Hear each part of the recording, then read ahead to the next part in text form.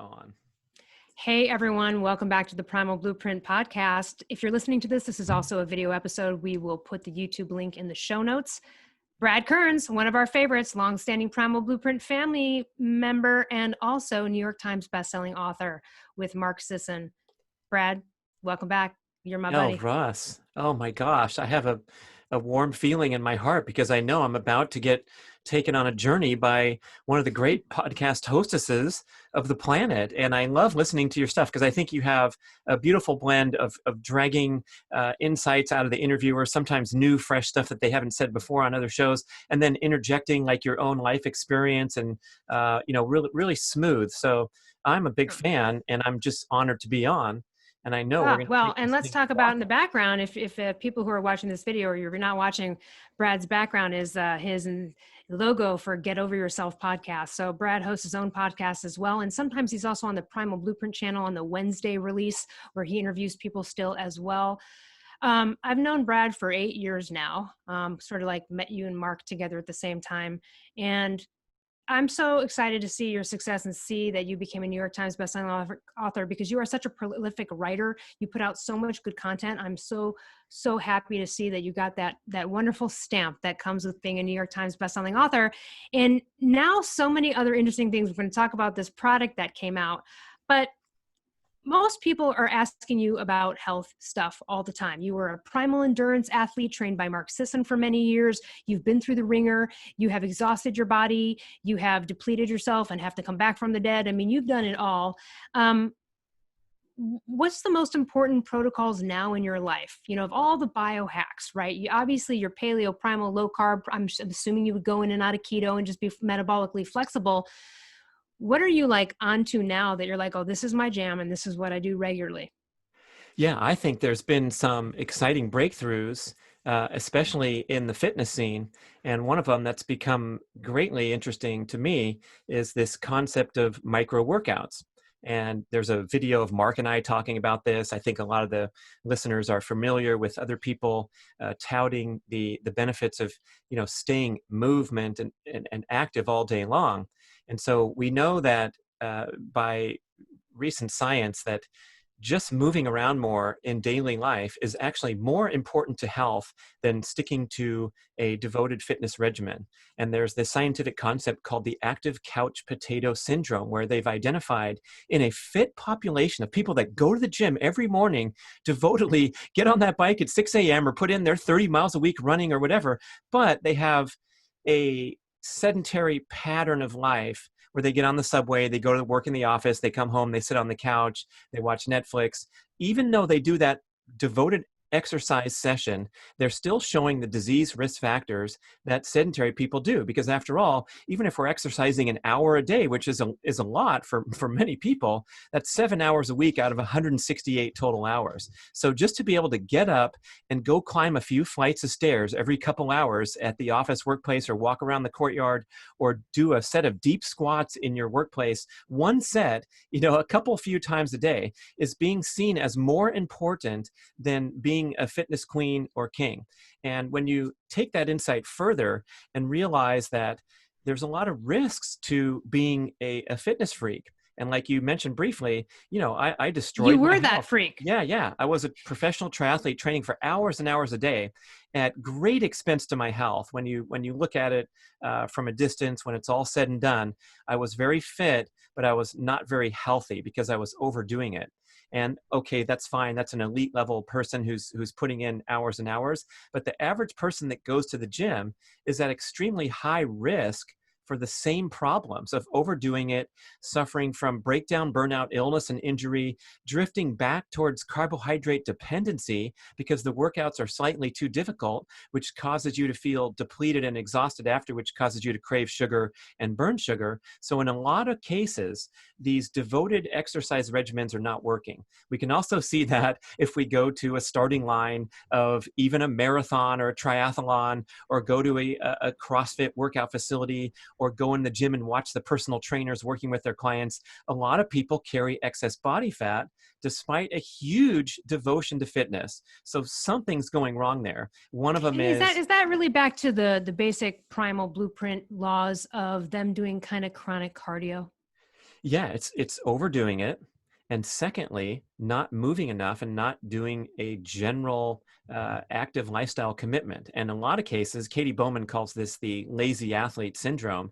It's because our mindset, we give ourselves a free pass. Because I got on the bike at 6 a.m. That's and right. hit it hard that morning, I can sit down on the couch and enjoy Netflix and a pint of Ben and Jerry's instead of, for example, walking the dog around the block like the dog deserves and so forth. So we have this workouts knocked off in the training log and then sitting around all day. And that's the pattern that we want to escape. And I think this is going to be the breakthrough of fitness, especially when we're quarantined now, we can't even get to the gym. The idea that it really, really counts for something, that you rush up 2 flights of stairs and put that into your lifestyle pattern. And I have some YouTube videos on Mark's Daily Apple where, Brian, our boy, and I filmed these little things that I do in my daily life to make me more active. And one of them is I have a Hex Bar Deadlift in the side of my yard.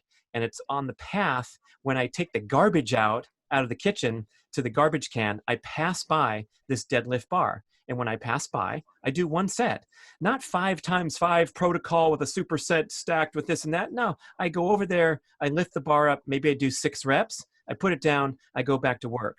So it doesn't tire me out. It doesn't ruin my workout the next day. It doesn't make me sore. But if you add that up over 365 days a year, and let's say I do it, 4 or 5 times a week, I'm out there doing a set, maybe 2 sets if I'm feeling like it one day, I'm lifting hundreds of thousands of more pounds and putting more resistance in my body without having it affect my workout planning. Or do I have an hour to drive over to the parking lot and get a spot and check in and get a towel and do a proper workout? So just kind of freeing up the boundaries of fitness and thinking bigger has been a huge thing. Yeah, this pandemic, because no gyms were happening, I was like, all right, well, okay. So I went and All right. Okay. I What's did up some online now? videos. Yeah, I did some online videos, and what I discovered was something I have never discovered, which I'm so glad I did. And without the pandemic, I might not have known, which is that I freaking love compound exercises, right? Like the full body with the weights and stuff. That's my jam, man. That's my jam. And Tara Garrison was saying, she's like, she does like a neurotransmitter test with people, I think the Kristen Thibodeau one or whatever. And she was saying, she goes, I think you're probably a 1A, and that would mean that you'd probably like that. And because you're good at it and you're going to get more results from it, because it's a dopamine thing. It's a, nervous, central nervous system thing. And I am just like loving it. So I went and got adjustable dumbbells, game changer. Adjustable dumbbells are like such a game changer. And I'm getting better workouts and more results at home than I ever did at the gym. Because at the gym, I would just go by the machines, I'd do some stuff, but I wasn't over there in the corner doing the compound stuff that other people are doing. I was like, whatever, like, I don't know. It just wasn't me. And then when I found this by just a dumb YouTube video, looking for a workout to motivate me one day, now I'm like, oh my gosh, it's like a game changer. And I don't need the gym. I don't even care about the gym right now. Like I probably won't go back for a very long time until this thing is really let up. And so it's been really interesting for me to have found that way of working out, because man, and I see the results from it quickly. It's such a full comprehensive thing, and it's the full body movement and the balance, and it's athletic. And I never knew or thought to work out that way, really. I mean, I might have taken a class here and there. So, I mean, I feel like, wow, look at all this time and mileage I'm saving by not going to the gym and knocking this out by just taking a walk around the neighborhood, coming back, doing a session like that. Hmm. It's awesome. Fantastic. One of the things you post a lot is yourself jumping into ice cold baths, huge tub full of ice water, and you jump and you run into sauna. Let's talk about hormetic response, hormesis, and why it is that you would do that. Yeah, it's becoming a popular practice, this cold therapy, very similar to heat therapy. And I have a sauna too. And for some reason, people that visit want to try the sauna more frequently than they want to try the chest freezer. So I have this 15 square foot chest freezer that you put meat in with the top opening, and I filled it with water, and it's cooled to around 36 to 38 degrees year round. So it's a ready-made home temperature therapy experience. For affordability, you can't beat it, versus investing in a sauna or going to the cryo facility for a membership where you're hitting, $45 a pop to go in there for 3 minutes. This, I think, is a great recommendation for anybody that wants to kind of upgrade beyond the first intro, which would be to take a cold shower. And when we experience that immediate stress, we get the fight or flight response, but this is the essence of a desirable fight or flight response. And it's short duration, and therefore it has a net positive adaptive benefit. And that's the term hormesis, or hormetic stressors, one that makes us stronger and more resilient because it's appropriate length and duration. So if I were to sit in my chest freezer and try to go for 40 minutes, I would not be feeling too good, and they might be taking me to the hospital after. But if I'm going in there for, it used to be 3 minutes, now I've worked up to 5 or 6 minutes very comfortably and naturally by acclimating and getting really good at doing deep breathing in conjunction with my exposure to the cold water. So if I can go in there. Isn't that the same with sprinting then too? Because it's a short, quick duration, that's where it's like a positive release of the stress hormones versus like running for 2 hours, right? Well, for doing a sprint workout that lasts too long, doing a CrossFit session that lasts too long, I love those modalities where they're thinking differently and having a more varied training experience. But some of the workouts that I participated in, I wish I was out the door in 23 minutes. And if I had to do it over, I'd be like, oops, got to bounce, baby, got a text coming in. Because if you keep going longer than what's truly explosive and high intensity, then a couple of things happen. One of them is you get this cumulative fatigue. So your fifth set of jumping up and down on the vertical box is not as explosive, not as impressive as your first set. And then secondly, you get that glycogen depletion that occurs over a really long duration, high intensity workout. And then you're exhausted, feeling depleted and craving sugar at the end. The stress hormones have been in your bloodstream too long. And then you're going to have these kind of after effects of feeling tired and burnt out, maybe that afternoon or the next morning. You're going to wake up feeling stiff and sore and not really digging your 12-week membership at the gym that you're only halfway through and you're already getting depleted and exhausted. So I think one of the other great breakthroughs that I've seen in fitness recently is this concept that's best conveyed by Dr. Craig Marker. He writes at breakingmuscle.com, and he wrote this landmark article called HIIT versus HIIT.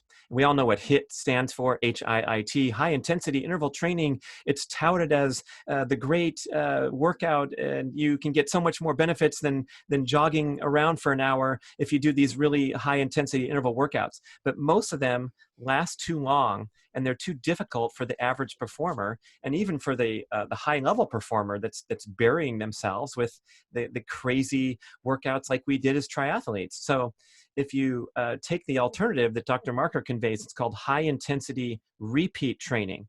And what that means is that when you do an explosive effort, it is short enough that it doesn't trash you. It doesn't require the cellular breakdown to fuel the energy in your cells to continue sprinting for longer than 20 seconds. And when you hear like a spinning class where we did 10 sprints of 30 seconds, and then we did 10 sprints of 20 seconds, and then we did 10 sprints of 10, that's too much. And what's happening is you're actually breaking down the structure of your cells to fuel ATP into this furnace to continue on for 20 seconds like the instructor's begging you to do your 7th one or your 12th one or whatever. It's called disassembling and deamination of the cellular proteins. And this is really bad news, and it causes that kind of sensation of burnout and fatigue in the hours afterward. One of the other side effects is ammonia toxicity in the bloodstream. And guess what that affects more than anything is your brain cells. So when you train too hard and when you do these intense workouts that are too hard, you get brain fog in the ensuing 36 to 48 hours as your body's healing from this trauma. So if you consider this concept of high intensity repeat training, one of the key takeaways is that sprinting for between 10 and 20 seconds gives you the maximum benefit. You can sprint for as short as 7 seconds. And then, if you sprint 5 seconds, it's not much to speak about. But if you go into this sweet spot and do a proper sprint session for 20 seconds, and then get an extensive amount of rest in between your sprints. This allows your cells to replenish energy, so it's not taxing them over the course of the workout. And then guess what? Your 7th sprint is just as good or better than your first one, because you're pumped up, your body's performing, you're getting enough rest in between sprints, you bag your 7 sprints, they're all awesome, and then you cool down and get out of there, and you've had this wonderful 27-minute workout, including warm up and cool down, but you're only working hard for a handful of minutes. And that's where, the science just as well as I, we've seen these studies where even a short I would say sprint you know workout, it better, but thank you. I mean, we're all aware of like the headlines that say a short sprint workout helps you lose excess body fat more than miles and miles of jogging. And the reason is because when you have this incredibly intense burst in that workout, you are affecting your metabolic function for up to 72 hours afterward. Your body is responding by returning to homeostasis, getting more muscular density, better fat burning enzymes. Everything's up-regulating because you push yourself to the maximum. And that's For the people listening oftentimes to this, I sprint for 15, 20 seconds. perfect. And then what do I do? Wait a minute and a half until I can have a conversation normally, breathing. My heart rate's down. What am I checking to know that I then can do the second one? Yeah, good question. I mean, 6 times the duration of your actual sprint is a good place to start. So if that's 15-second sprint, that would be a 90-second rest. And what I want to see is not only your respiration returning to normal, your heart rate's not going to get back to normal for a long time, but respiration, but also there's this mindset aspect of it, that you intuitively are ready to get back on the line and bust out another sprint. And in my case, I'm actually doing sprinting at the football field. I'm sprinting across the field. I'll take it easy. I'll walk back to the starting line, and I will just wait and be patient, and then like kind of ask myself if I'm ready to go bust another one out. And So that's a right, like so that huge, on that last one, it's your last one when you're like, I don't yeah. have it in me. I'd be really forcing it. Exactly. Okay. Exactly. Or on my 7th one, I felt a tiny bit of tightness in my lower back, and my hamstrings started to feel a little bit of burn. There, Elle made, for you viewers that are watching on YouTube, she made the cut sign across her throat. And that is something that it's not that hard, but it took me a long time to kind of break free from this struggle and suffer mentality that I honed as a triathlete, It must to still come up, realize, man. It's embedded in you. yeah, I'm sure yeah. I you mean, still I have to check still, yourself. I love these workouts so much that I still have a tendency to overdo them at times, especially if it's hot out, where you're pumped up, you're feeling good. And then 2 days later, you're like, oh crap, why did I do the jumping drills and the sprints? It's because I was feeling awesome at the time. But if we can kind of convey this mentality into the fitness space, that it's not about struggling and suffering. It's not about doing 12 when you really felt like only doing 6, and still breathing hard, and then someone screaming at you to do another rep. That's the old school thing from high school football. And we shouldn't play high school football anyway, because we bang our brains around too much. But if we can go to this high intensity repeat training concept rather than the high intensity interval training. And I know there's semantics too, and there's a lot of good aspects of HIIT if you do these workouts of appropriate duration. Tabata is a big word in fitness. It's very popular. But guess what? The original science of Tabata was a 4-minute workout of speed skaters in Japan who dramatically increased their performance by doing these Tabata interval sessions. And now I walk into the gym and I look at the message board, and it says, Tabata bootcamp class, 60 minutes. And so they're doing, these 2-to-1 ratio interval sessions, but they're going for minutes on end, instead of what the original science intended was, a very explosive burst of effort, short duration, because the whole workout's only 4 minutes, or the whole sequence is only 4 minutes. So resting more, being more explosive, and of extremely high quality, everything that you do in one of these high intensity workouts, that's going to, for most people, be a great awakening. Because, and you alluded to this when you're teasing me a little, it's like, it is more fun because you're not walking away from the track feeling destroyed, which we've been socialized to think, wow, And we it's really got a quick. good Who doesn't workout. want quick and over with? I mean, Exactly. not with some topics in life. Hey, but no, I mean, but for those kind of Cha-ching. things, That's on the most other people podcast. What's the name of your terrorist podcast? Kick-Ass Life Oh podcast. yes, Kick-Ass Life. How could I forget? And that's, you're going to get some kick-ass stuff over there. So we will get a little We'll plug talk for about it. there. But I mean, Yeah. but for the most part, that's what really people are looking for. And here's the thing. I am a victim of this. When I met you guys, I was like, I'll hike 5 miles. I just wanted to hike and walk and do a few sit-ups and a couple dumb weights. And I was like, whatever, because I thought that the walking and the mileage is what was, and it does freaking nothing. It did nothing. And at some Yeah. point, when you reach a certain age as a woman, it'll just backfire. Like it just won't work. And so, but it actually was aligned with what you guys saying. I work out less time now with more results. It seems impossible. We think we have to put in the mileage, that we have to go on this long walk. Actually, not at all. I go walking for 20 minutes. I'm done in an hour. Maybe I go full force. I mean, you and I are a little bit more active than most people. I'll probably work out 2 hours a day, sometimes 3. It depends. I might go on 2 walks with a friend. It's summer. I'm having fun. Let's go for it. But for the most part, I know that those walks and stuff are not the thing that's keeping me, that's realigning and reshaping my body. It's only when I'm doing the weight bearing stuff and the sprints combined that actually gets it. And so I was just on this thing where I thought, like, if I hike up this mountain, like it's going to burn fat, and it freaking didn't, you know? Well, I think when we're talking about cardio, it's really easy to maximize your cardiovascular health benefits with just a couple hours a week of low intensity cardio. When you're doing medium to difficult, as you described, when you had your burnout condition that you write about in Paleothyroid Solution, that's when we start getting into trouble and high risk, just like with my triathlon endeavors, or Mark Sisson's breakdown and burnout that he sustained as a marathon runner and Ironman triathlete. But that low level walking, where the hike is actually really Chill. enjoyable That's and right. Like comfortable pace. 3.0 on a treadmill, chill. Yeah, yeah. 2.5. Yeah. Chill. That's a good word. We should put that into like the fitness lexicon, a chill hiking session, or walking down to the post office instead of driving, or to the corner store. And the more we can do that, that obviously has all kinds of benefits for movement, fat burning, Right. and cardiovascular health. But we make this mistake of thinking that we need to get out there every single day and crank it and make sure our heart rate is up high enough to count as a workout. And all this stuff is now being, strongly disproven by the leading minds in fitness. And I think it's been, oh my gosh, I mean, we've been stuck for 40 to 50 years with the same flawed principles like struggle and suffer, and consistency No is pain, so no gain. important, right? All that stuff. And now finally it's getting blown out. And I think that'll welcome more people to a healthy, fit lifestyle that have been sidelined because it's too ridiculous to date. Okay, let me ask you a question, because you wrote, Keto Reset, Keto for Life with Mark.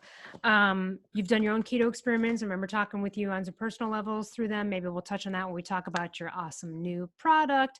Have you, I know you have, but I'm going to ask anyway, have you ever done one of these? And I'm pointing to a continuous glucose monitor Oh on my yeah. arm. Talk about cutting edge. And That is really an I'm geeking out on it. But what was your experience with it? What did you notice for you personally? How did it inform you after you did it? And I don't know how long you did it for.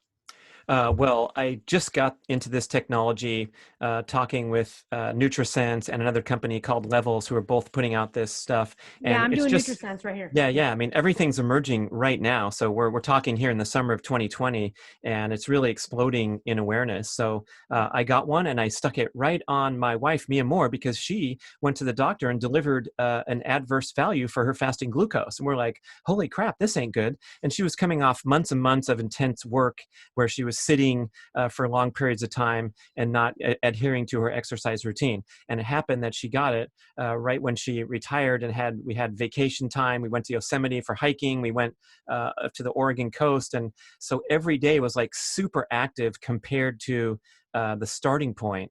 And so you could see over a matter of 2 weeks, these amazing transformations in the glucose regulation and the response to meals, and all these things improved in 2 weeks from just behavior modification inspired by not only life circumstance, but having this thing on your arm to keep you honest. So I think it's great to have the technology, but we have so much technology now that's overwhelming us. But with this thing, knowing that you can get up off your butt and walk 15 minutes around the block after a meal and and drop mute that that glucose. glucose response. Oh my gosh. I had to go from, I ate watermelon. I was testing stuff out. So I did a bunch of testers, but I ate like a bunch of watermelon one day. It only went up to like 111. That wasn't crazy. But then I waited like half an hour. I go on a hike with our buddy Daniel and I scan it. And like midway through the hike, it's right back down to 83. In the hike. Wow. Yeah. Like mid hike and then even yeah. after. And I was like, oh, and that's one of the things in the NutriSense. I mean, I'm going to have them on the show that they're so great. They're so communicative and they tell you like, hey, this is that. And this is why. And, it might spike a little bit during exercise, but here's the interesting thing about it. I feel like, man, if everybody could take 14 days when they're not traveling and they're in the routine, because in that 14 days, you're going to eat the food you normally eat. And you can also test out the things that you would go off the rails on a bit. Maybe you're like, okay, I'm going to go to town on some fruit or whatever it is it's going to be. I tested it out with gluten-free rice chips. Not grain-free, and black beans. Legumes, not paleo. That spiked it the most for me. Wow. Was just dipping some gluten-free chips into like half a cup of black beans. And I mean, I don't really normally eat black beans, but it is something that every now and then I might have a burrito, or I might do that as a thing where I do guac and some black beans. But that would be very rare. But I thought, well, that's one of the things I might do. Let's see what happens. I just think it's so great. And it really, I think if anything, it kind of scares the living daylights out of you to look at and realize what you're doing. And I think it is a good kick in the butter. Yeah, and it opens the conversation up to more than just your food choices and whether you're adhering to the keto macros or not, because so many other factors affect it, such as sleep, such as your exercise habits, your movement habits, that kind of stuff. Or food sensitivities too, right? Like I think Patrick said hers shot up from green beans, which would probably be indicative of a food sensitivity when green beans are not like anything that would spike someone's glucose crazy, but for her it did. Tara had a client who bananas didn't spike it, but strawberries did. Again, another indication that perhaps that's just a food sensitive to you. So that's interesting. I like that you slammed it on her because you're like, I already got this. I know my glucose is. Mine's up next. Yeah. Oh, I can't wait to see. So you're still going to do it, right? Oh, sure. Of course. I imagine doing this, long term over and over, just to, Me too. really lock things in. And it's important not to get obsessed or overly, dependent on technology. But I think once we get to that point where we feel like we're monitoring things too much, then we can have another talk. But out of the gate right now, anyone who's listening, I would strongly urge you to, get onto this cutting edge technology and get some more data points rather than a fasting glucose value once every 6 months. I mean, it's ridiculous. And the fasting glucose could be elevated because first of all, for me, I hate getting my blood drawn. I hate needles. I don't She's like stressing going in. already. I'm already stressing already. And so that in and of itself could raise it. Or I had coffee. Oh, that's the other thing too. Looking at coffee and going, oh, maybe go to decaf, maybe go to no cap, maybe just cancel it. Also trying to see, and I don't have diagnostics on this yet, but seeing how thyroid medication and doses possibly affected, if at all. But yeah, I think 14 days, like I would probably be annoyed wearing this on my arm, like, year round, but it's not annoying in general. And for 14 days to have it, I think it's a fascinating experiment. So I was curious I'm excited to hear your results. All right. So I'm going to ask you about something I've had Mark talk about before. You're very good at describing it as well. You guys write about it in, Keto for Life. And I just think it's really important because this goes to the importance of weight bearing activity, and that's organ reserve. Can you tell us how that story rolls out, how it's a big fail when you get to a certain age and you haven't, and you let those muscles take a vacation? Can you go through that for us? Because I think this is the one thing that, like, when Mark and you were talking about that, I made my mom watch the video because they go on a walk every day, but I'm like, that's not good enough. You have to lift weights, fuck the walks. And so this actually hit me and hit them, because if it's coming from Mark, they'll listen to it, but there's, it's me, it's like, whatever. So let's talk about organ reserve. Give us a rundown on this. This, I think, is so important for people to understand. Well, it's a pretty simple idea that, your organs have a functional capacity to perform beyond baseline level, and that's their organ reserve. So your heart typically resting heart rate is, 72 is supposed to be. If you're smoking, it's 104. But if your resting heart rate's under 100, let's say, and if you get up and climb one flight of stairs, it's going to spike up to 100 and something, or even just take a walk down the street. So our heart is, pumping all the time, but we're not asking a tremendous amount when we're just going through our day at the office or grocery shopping. And then when we perform a high intensity workout, we're asking the heart to go up to 30x beyond baseline level. So when I'm doing a sprint workout, they actually call it, there's a term called metabolic equivalent of task, MET, and that's a score for a certain type of activity, how much it boosts metabolic function from a baseline of, let's say, 1. And so if you're gardening and planting some new plants, you're getting a 6 MET score. If you're taking a bike ride and you got a couple little hills in it, you might be getting up to 12 or 15 MET, or jogging, you might be getting up to 12, but a full-on sprint, or going for failure in a sequence of sets in the gym, you could put that puppy up to 20 to 30 MET. And so by doing so appropriately, not in a chronic manner, but by teaching that heart to pump at 30 times capacity, you're going to be able to weather and absorb any type of trauma you might experience in life, or the steady decline due to chronological aging is going to be dramatically warded off, because your organs, you're training your organs to become stronger than they need to be typically. So if you have a surgery or a car accident, of course you're going to fare better. If you get a global pandemic virus and you get exposed to it. I had a podcast with our friend Dr. Ron Sinha on Get Over Yourself podcast, and he made an excellent point that we're talking about only one aspect of this disease process that's causing the pandemic, and it's called the viral load. So we're talking about the droplets, and wear your mask, and stay 6 feet apart. 6 feet's random, by the way. 20 feet is probably more scientifically validated, but someone picked 6 feet. But he says there's the viral load, and then the second aspect of it, just as important or just as relevant, is the immune response. And if you have a strong aerobic system, a strong cardiovascular system, and a strong immune system, you're going to fare much better, or maybe even ward off your potential exposure to viral load. Just like in the wintertime when everyone's got a cold and every door handle in every office building has the cold living on it, and you never get a cold because you're adhering to healthy lifestyle and you exercise appropriately and get a lot of sleep. So when we're building up our organ capacity, our lungs, obviously, when we're breathing hard and working our muscles throughout our body with full body functional movements, the primal approach, then because your organs are having to respond to the demand placed on them by your muscles, you're training your muscles and your organs. So it goes hand in hand, and that's why strength training, resistance training has that profound anti-aging benefit. And the way Mark described it, or the one I talked to him about it last, is like, again, like, right, the story of you're old, oh, you broke your hip with death sentence, but it doesn't have to be, because it's not that you don't die from the broken hip, right? You go to the hospital and you're hooked up, and then you get an infection, and then your lungs, because they haven't been strengthened because you didn't do the sprints and you didn't do that stuff, can't, right, release the sputum, and now you've got pneumonia. And so again, it's like this domino effect. It seems like if you let it take a vacation now, it's going to take a vacation on you when you are in a dire situation and you really need it. And if anything, that whole discussion you guys had on organ reserve made me even more like, I'm never going to drop the weights and not do that. You know what I mean? Now that I know what I know about that, even though of course I would do it anyway, just because of course you will look good and have strong muscles, but wow, it's so much more profound and long-term with anti-aging. And also just, again, the idea that you might not be able to escape a traumatic event, and you might be able to, just depending on one activity level in terms of weight bearing versus another person.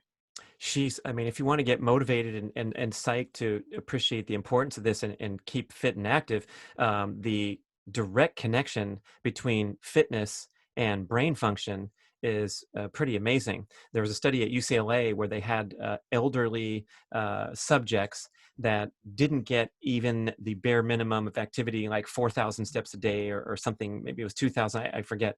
But the people who were inactive had smaller hippocampi in the brain. They had slower cognitive processing, worse memory recall, worse organization of instant information. And then they had a fit population that had high scores on all these levels. So we all know the Bdnf, people talk about that brain-derived neurotrophic factor. This is a miracle grow for the brain, was one of the scientists called it that. It helps your brain build more neurons and activate neurons better, be a better thinking person. And exercise spurs the creation of more BDNF. So you're giving your brain a workout out there when you get the blood flowing and the oxygen moving throughout your body. And so Peter Attia talks about this a lot on his show. Like, the things that are going to get us are cognitive decline and physical decline. And if we can ward those off, and they actually go hand in hand, just like you said, it seems so simple to keep moving the arms and doing the bicep curls, knowing that's also a brain workout.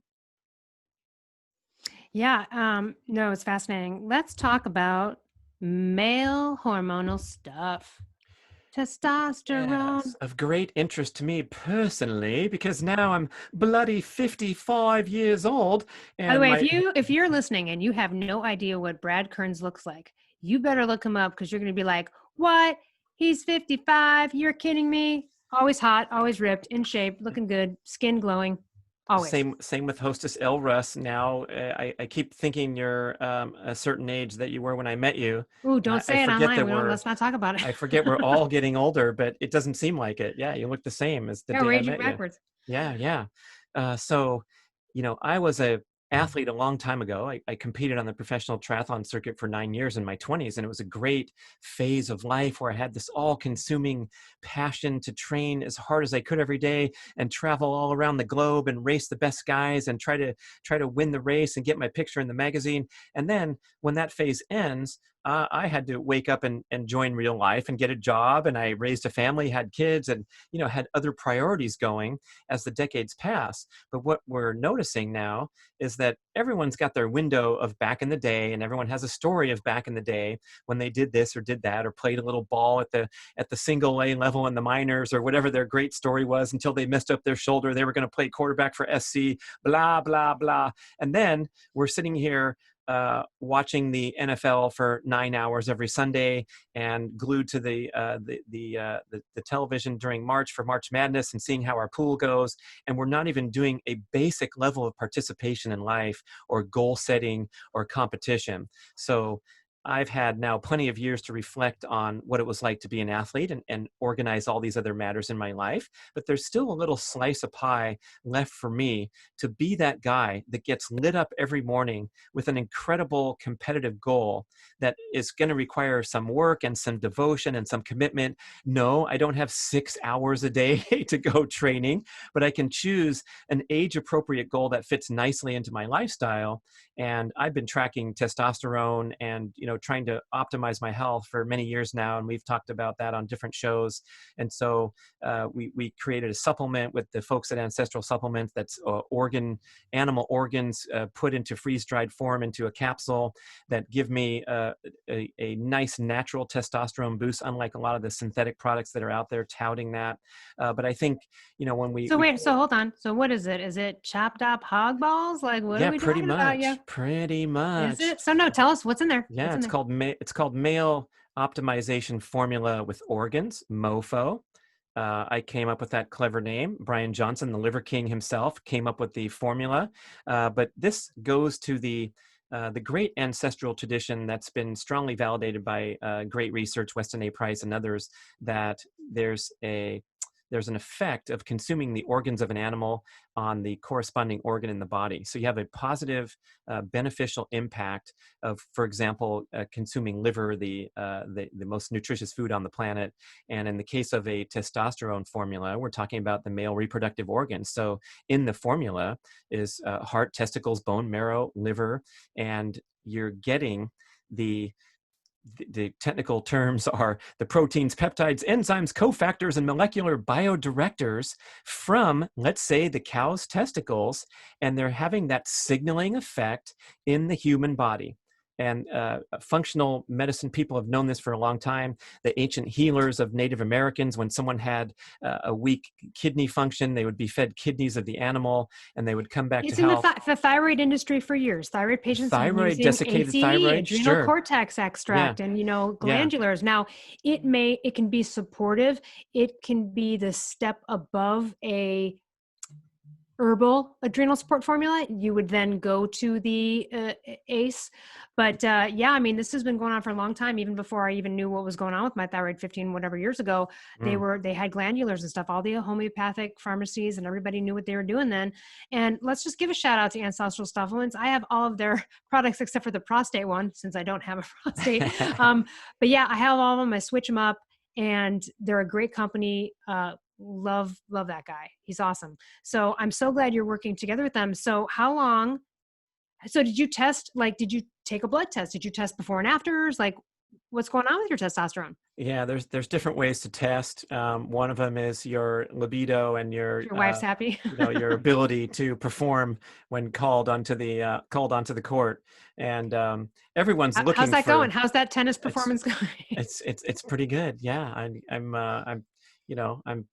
happy to delay that aging very gracefully at the age of 55 and not concede anything, which I think is important in the mindset too. Like, I do not want to concede an inch to anything, and I want to be just like the guy I was when I was 25, right? So going into this with the proper attitude.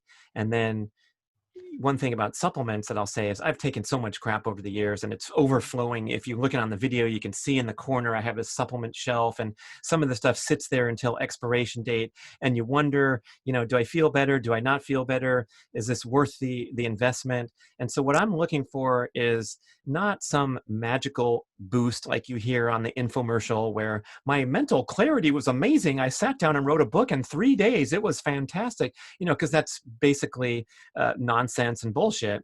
So what I'm looking for is a leveling out of the expected dips that I have after, for example, pushing my body with a hard workout, or after a binge of heavy jet travel and going to the trade show and being on for hours and hours a day, or times when I'm asking the most from my body. And that I can definitely contend. And I have written notes for all the things that I track, such as my hormone levels, my recovery rate, and all those things have shown a great benefit from taking these supplements, and also trying to optimize my diet with consuming organ meats.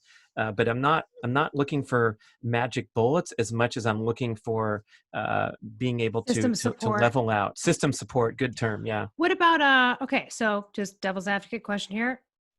What if a chick's like, I want to increase my testosterone, so I'm going to take the MOFO? No. Well, you want to have a estrogen to testosterone ratio that's healthy, and females are about 20 times less than males at testosterone level. But as you know, from going deep into functional medicine, it's extremely important for a female to have the appropriate level of testosterone. This is muscle building and getting toned instead of flabby and all that stuff. So I think they're doing some R&D now on a female optimization supplement. Okay, so this is for men. Yeah, so, this is definitely. Is it for men of a certain age? When would you start to consider taking this? I mean, of course, if you're having issues, yes. Yeah. But is it like, hey, if you're over 35, this is something you want to look into, or? Yeah, you look at these stats, and they're absolutely horrifying. And I think a lot of it's digital hyperconnectivity, EMF signals, and constant stress that we've had for the first time in our lives with the having a mobile device in our face day and night. But the average testosterone levels in the American male are declining at a rate of 1% per year since the 1980s. So that was 35 years ago. So you're 35% below grandpa's levels that he was banging back then when he had apple pie for dessert and then read the newspaper on the porch and went to sleep at 9:45 instead of binging through Netflix like we do today. So this is happening at younger and younger ages. There's a crazy stat that 40% of erectile dysfunction drugs are dispensed to males in their 40s.